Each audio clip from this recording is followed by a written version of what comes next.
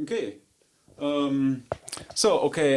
Everybody, Space Kraken, Tiny, and otherwise Space Kraken. We are here with Nico, our bassist and singer of the current album from voXager, the blue-haired girl that lived to be 1,000. And we're going to ask him a couple of questions. And so hello, Nico. Nice to have you here. Hi, everybody. We tried to talk to you when you were in Italy, but we all know that in Italy there's absolutely no internet, so this really didn't work. So that's the reason why we are chatting with him today and not back then.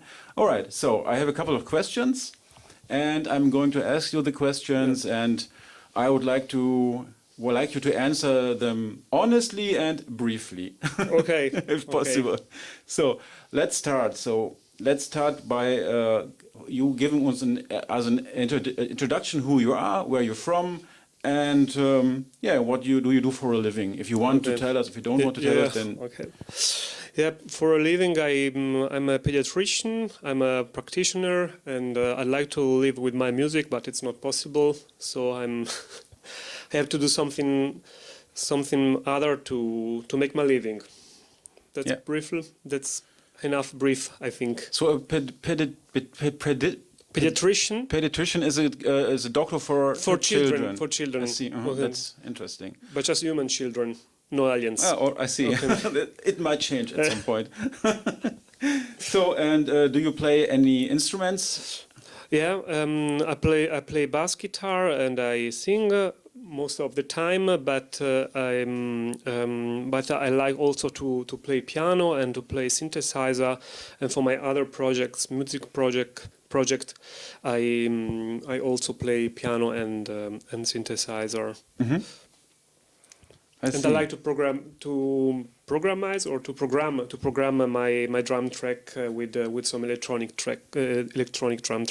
Shame on you! You shouldn't ever do that. So, side note: all drums on the first voXager album were programmed by me. So, it was of course, I'm only joking. Yeah, you know what it means. So, when did you get involved with voXager? You were with us for a couple of years already, yeah, right? I think since 2015, maybe. Yeah, maybe something like that. So I read an announce on the web. You have been searching for a bassist and for a singer. Then I make a trial. It was good, and I also proposed myself to also play the bass. And you say it's okay, and so I was on board. Mm-hmm. For the live act, for the live band, and then I got involved also in the album project. You got on board for the live project, but stayed for the album, so to speak. Yeah. So were we already talking about a new album when you came aboard 6 years ago? Mm-hmm. Or wasn't it the topic at all? I don't think. I think the topic was the live act, and about this album, I think we first talked in 2016. I think with the first single, "Alive," "Unalive." Yeah, true. So when you joined us, that was before Melanie, right? That was before, a couple of months before Melanie, but no. But you still remember the old rehearsal room, right? Yeah, it was really cool. It was really cool, but not that cool for your synthesizer. No, it was not at all. It was wet, and we had air. The device that pulls the water from the air, I don't know the English name, and it pulled like 7 liters water from the air every week. Yeah, I remember that. Yeah, but only because it could only take 7 liters. It would have taken more if it could have have it run longer. So it wasn't really. It was a hole. It was all. Yeah, it was cool, but a hole somehow. Yeah. So you are also a big sci-fi fan, right? Mm-hmm. So I read just for books. I really don't watch a lot of science fiction movies, but I like reading. And last month I read a book, science fiction book. It was really cool. Its name is Phenomenon. I think there is no English translation. It's written by a German writer, Klein, and it's a cool book. I suggest to read it, but I think there is no other translations in other languages. So it's only German. Yeah, I think only German. Yeah. Yeah, then you can maybe put it into the Google Translate thing and Maybe it's good. DeepL. DeepL is also a translation tool. It's a really good. Yeah. They're getting better, right? They're getting better by the year. Yeah. So, and did you ever read the books that are the source material for the albums? For the album, no, but I read Farnham's Legend and Nopelius too. Yeah. I'm going to read the other books too, but I like to read it on German because there is also the translation, but I think German is the original language, and you should read it on the original language. It's quite a task to do it because I'm not native speaker, and I need some time to read it, because that's why I search always the right time to do that. But I'm going to read the other books too. Yeah. Okay, and well, I asked the ladies if they were gamers, and there were some opinions, and I also like you, if you are a gamer, or do you play computer games from time to time? Yeah, I'm not a gamer at all. I was it when I got my PlayStation 1 a lot of years ago. I don't remember when. Right. I think the last game I played on a computer was Left 4 Dead. That's this survival with zombies. But that's only a couple of years. It's not that old. Yeah, right? it's not that old. No, not that old. I think it was 2014 or 13 or something like that.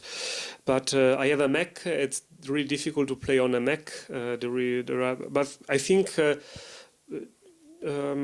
It could be also funny to play sometime games, but with a Mac it's really difficult to find something that fit with the computer. You can play streaming games. Yeah, in the meantime. That works. I know that. Good. The problem, the good thing is that I'm getting more and more involved in composition with other artists, and I got. Less time to do other things. Yeah. I have also to run a family. I need maybe more than 24 hours per day. I think it's also your problem. Yeah. And that's why I choose to dedicate my time to music and other things. But why not also play some video games? Yeah, I know the problem. I know the time problem. Yeah. So, apart from voXager, what kind of music do you listen also? No, okay. Arion. It's pretty obvious. It's pretty obvious. Yeah. That was a condition to get involved in the project voXager. Otherwise, we were not allowed to get in. I think, but otherwise, I really like progressive rock. I grow up with Italian progressive rock. There are a lot of bands that also are pretty known in Europe, maybe also in America, like PFM. They are not Pink Floyd or Genesis, that's sure, but I think someone from America and other nations in Europe, I think they could really know these bands. And otherwise, at this time, I'm getting more and more in the avant-garde music, and I'm listening to project like Nicole Odeon, where there is an Italian polyinstrumentist or multi-instrumentist called Claudio Milano, who is also my vocal teacher or a vocal coach, and that's why at this time I'm listening a little bit less to progressive rock stuff or progressive metal. Rather, I listen better. What I listen with, I find it more funny to listen to avant-garde music and alternative and experimental music. So I listened to one of your latest tracks a couple of last week, I guess, and it was very, very, I would say, experimental. Yeah, that's why I say that I'm trying to get some experience in other field, but I nevertheless I like at this time also progressive metal stuff, space metal stuff, and like in the past.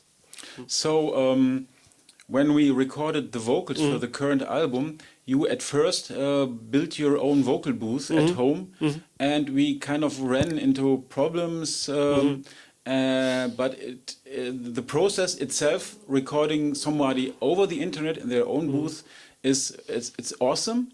But maybe you could tell us some couple of words about how you built your vocal booth. I didn't want to buy stuff to do that, so I searched for material in my house, and I found some paperboard that was really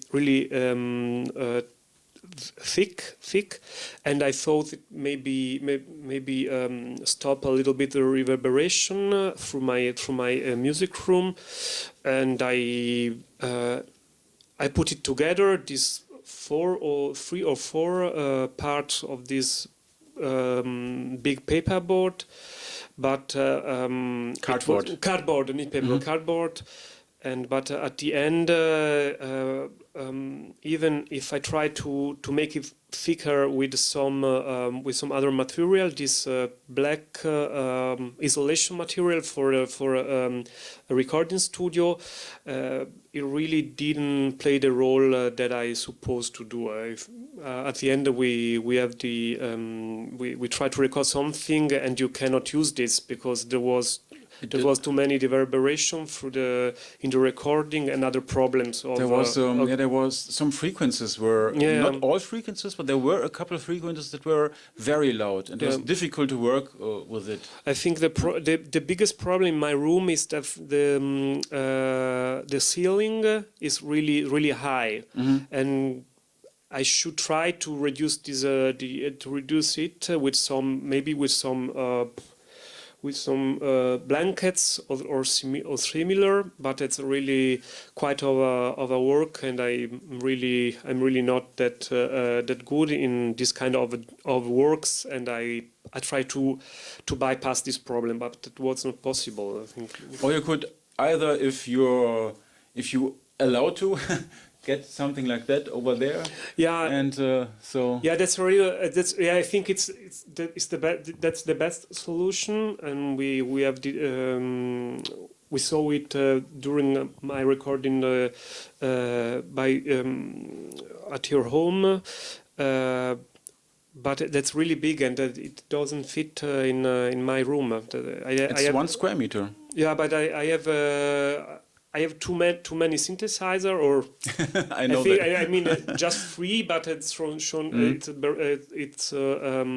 already something for my room. It's really not that much. It's really that much, and I really don't have any other place where I can put it. On. And then again, if you want to record something, you can ask me. Then we can record it here. That would also work. It's better. Yeah. So so we ended up re-recording your vocals here in my booth, and we did some technical shenanigans to patch Melanie into the session remotely, because we were already in the Corona lockdown, and we tried not to be in my place at the same time. So Melanie was on your headphones all the time while we recorded your vocals here, and I must say I'm very happy that we re-recorded the vocals because they became really good. Yeah. And I'm pretty happy about that. Me you too. Feel the same? It was the same. It was the right solution to get some good vocals. I was really happy to redoing that.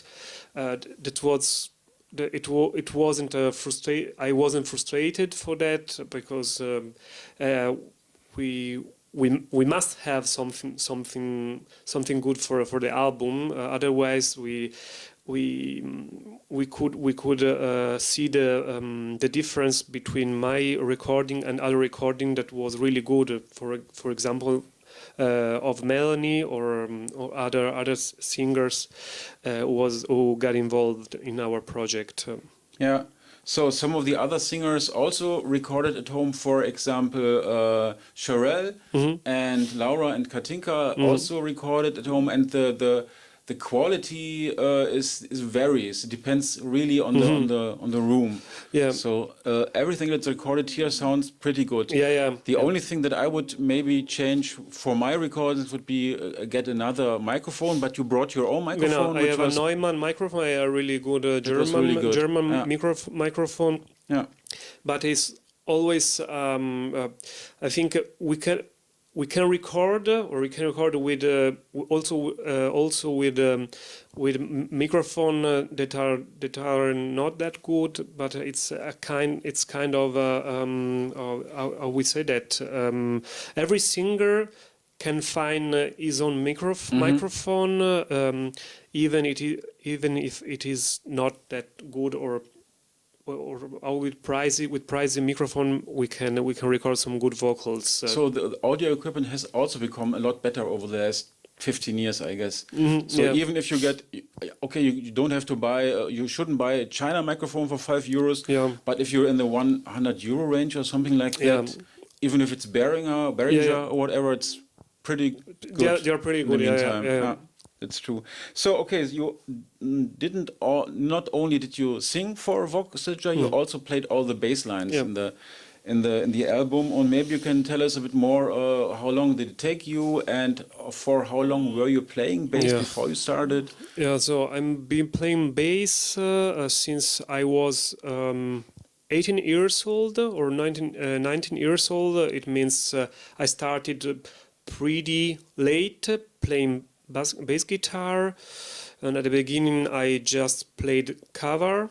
There was 1 year I also played in a kind of the Police band, but we just make a gig, not that much. And then I started to play on original tracks with you. To learn the album, the tracks of this album, I think I needed about 1 year, because they are really not easy to learn. There are a lot of fast songs, and we have to be, or I have to be really precise in playing.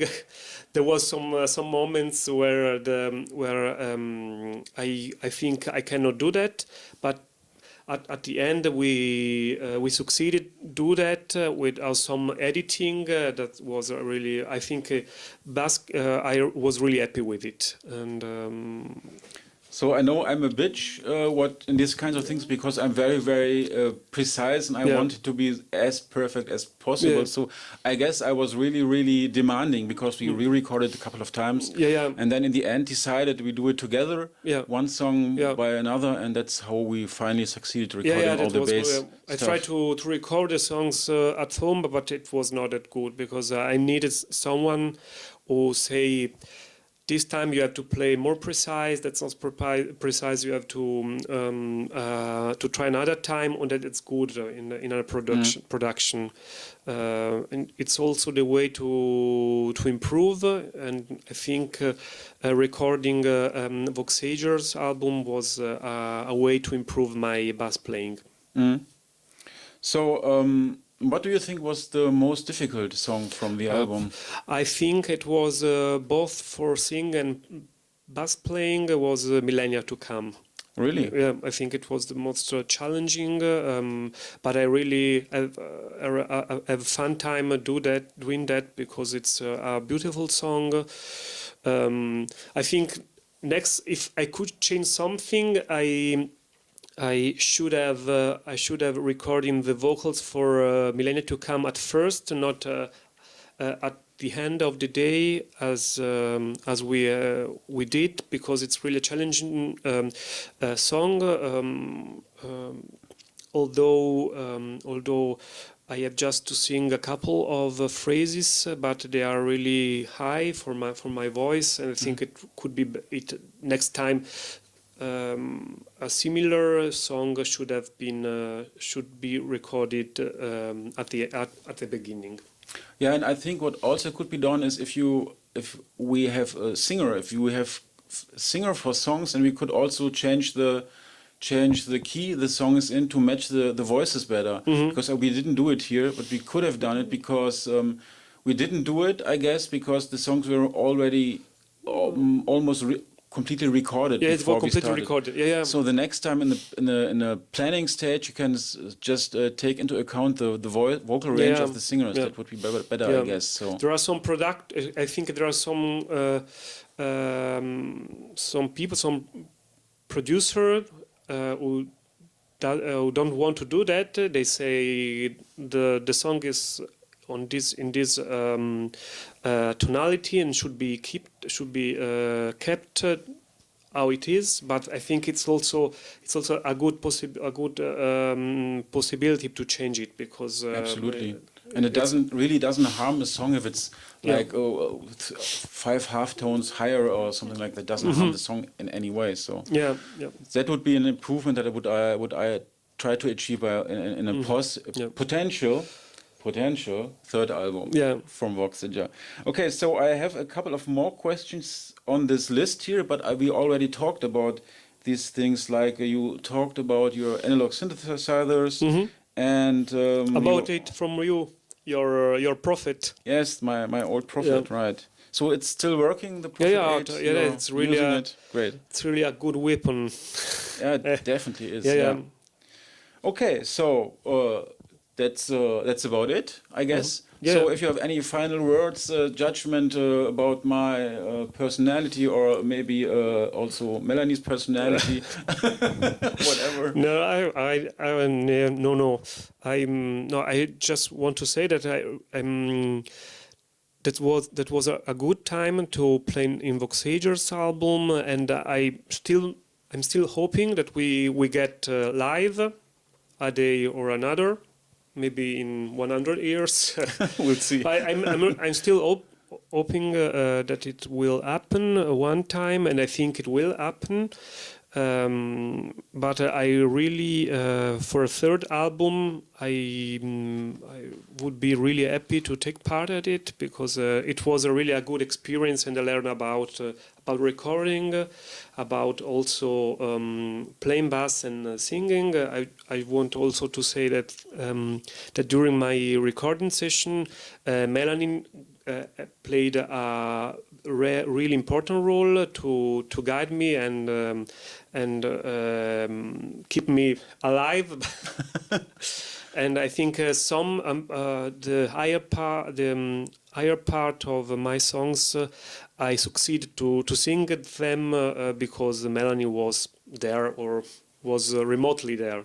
Yeah, I was also very happy that she was patched into the session, because between singers, it's easier between singers to change informations. I couldn't direct it as well as she could, so that was pretty good. Yeah. Okay, so we are right now here and preparing the special edition of The Blue-Haired Girl That Lived to Be 1,000, and we have signed 100 booklets.